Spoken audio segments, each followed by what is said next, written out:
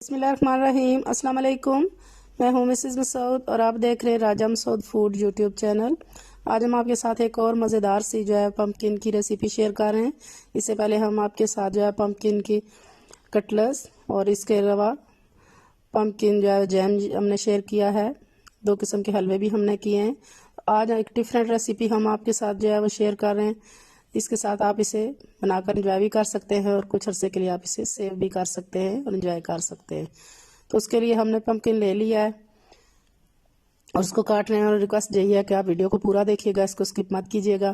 तो इस तरह हमने छोटे 1-1 इंच के साइज़ के टुकड़े जो है वो सारा पम्पकिन जो है वो काट लिया है। तो अगर चैनल पर नए हैं तो प्लीज़ चैनल को सब्सक्राइब भी कर लीजिएगा। सबसे पहले आप जो आपने चूल्हे पे सॉसपैन रख लिया और अब इसमें तकरीबन हमने 2 लीटर जो है वो पानी डालना है।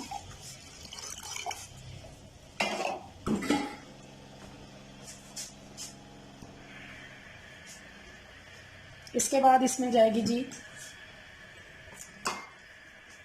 ये 3 अदद हमारे पास सब्ज़ इलायचियाँ हैं, वो डालेंगे।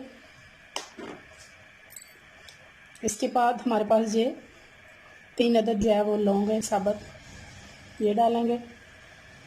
और इसके बाद हम इसमें डालेंगे चीनी। जितना हम पम्पकिन ले रहे हैं उतनी ही हम इसमें चीनी डालेंगे। चीनी के हल होने का और पानी के बॉयल होने का प्यार पकाएंगे। चीनी हमारी हल हो चुकी है और पानी के बॉयल आना शुरू हो चुका है। एक बार फिर से मिक्स करेंगे।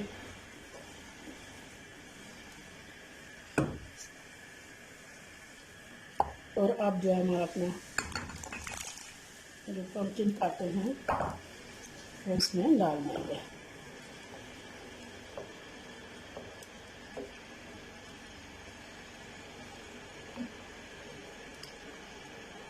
इसके बॉयल आने का इंतज़ार करेंगे। यहाँ इसको बॉयल आना शुरू हो गए हैं तो यहाँ तकरीबन हम इसे 10-15 मिनट के लिए इसी तरह फुल फ्लेम पे बॉयल करेंगे। आप देख सकते हैं कि पानी जो है बिल्कुल कम रह गया है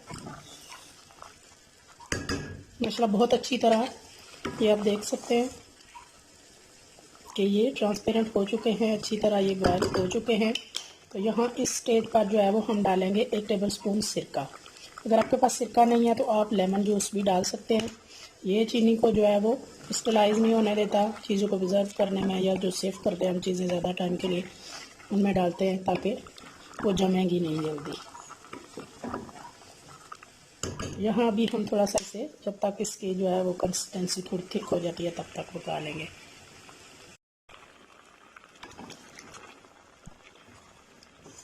बहुत अच्छी तरह जो है हमारे मुरब्बे को जो है वो शाइन आ चुकी है। क्योंकि जब ये ठंडा होगा तो ये और ज़्यादा जो है वो इसका शीरा थिक हो जाएगा। अभी यहाँ पे हम चूल्हे की फ्लेम बंद करते हैं और इसको फाइनल जो है वो सर्व करते हैं।